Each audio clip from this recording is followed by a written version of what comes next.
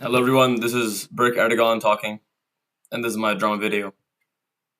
So in this video, I will be talking about the top 10 theater concepts from the directing booklet. Let's go!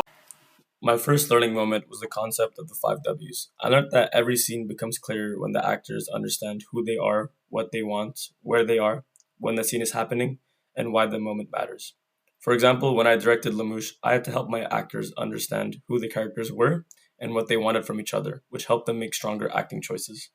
The 5 Ws helped me direct the scene with more purpose, instead of just focusing on memorizing lines and blocking.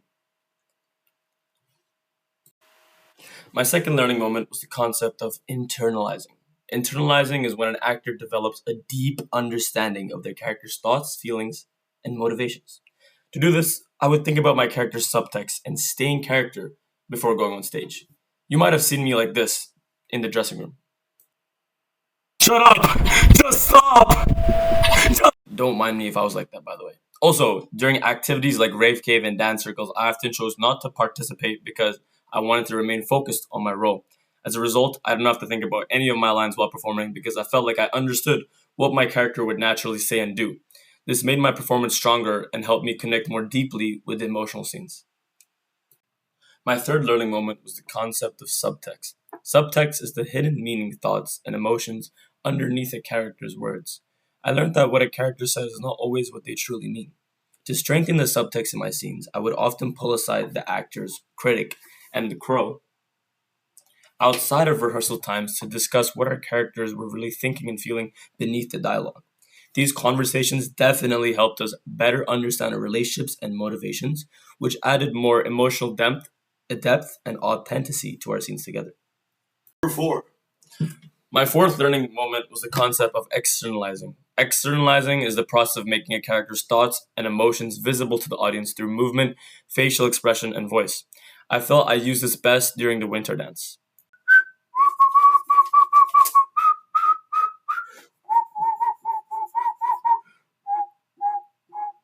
Not only was I able to feel my character's emotions, but I was also able to show them to the audience through my vigorous sketching movements. These actions helped me communicate my character's anger and feelings of betrayal, allowing the audience to better understand what was happening internally. My fifth concept was energy running through my fingers. Energy is the fuel that drives a performance and helps bring a character to life. Actors must learn how to control and conserve their energy throughout a scene so that important moments have a greater impact. During scenes where I was sketching, I had to carefully control how fast and aggressively I moved. I realized that if I started with maximum energy right away, I had nowhere to build, and the climax of the scene would just not feel as powerful. So instead, I started with less energy and intensity and gradually increased my speed and aggression as the scene progressed. This helped me create a stronger and emotional peaks and made my character's anger and frustration more believable. My sixth learning moment was emotional projection. Emotional projection is the process of communicating a character's emotions to the audience through actions and expression. I used this concept during a scene where the critic was reading a letter and during the feature scene. As my character became emotional, I was able to genuinely connect with those feelings and I began crying during the scenes.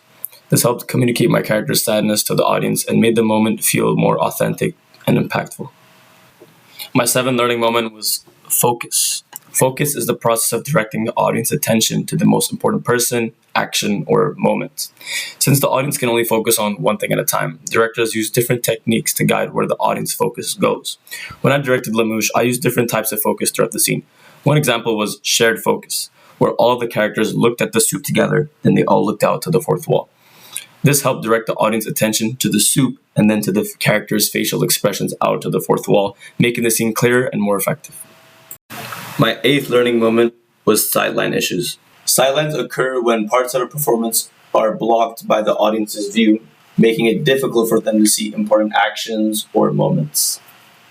I watched my scene from different angles and seating locations throughout the theater, even close up like this.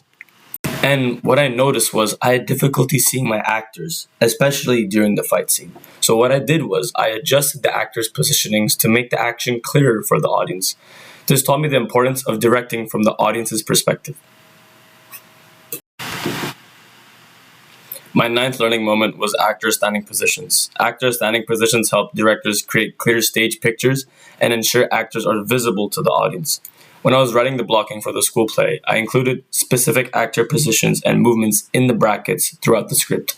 Later, I used these positions while directing and performing in my scene. This helped create more organized staging and made it easier for actors to understand where they needed to go and be on stage. An example of actors' standing positions would be like a quarter turn right or profile left. And we would write these on the script so we could understand our blocking later on and perform that blocking in our performances. Lastly, my 10th learning moment was expectation. Expectation is when an actor stays open to what might happen in a scene instead of acting as if the outcome were already decided. Now, you're probably wondering what I just said, but I'll give you an example. I used this during the fake slash scene. Even though I knew my character would eventually slash the sign, I played the scene as if my character were making the decision in that moment. So I played it as if my character did not know I was going to slash it. So this made my scene more powerful because the audience could watch my character struggle with the choice of should I slash it, should I not slash it. And I learned that when actors genuinely play the decision-making process, it creates more tension and energy, and it allows the audience to be more engaged. Thank you for watching this video. I apologize for making this video above 5 minutes, but I got carried away. And to those of you people who watched this video, I hope you learned something out of it. Anyways, thank you. Bye-bye!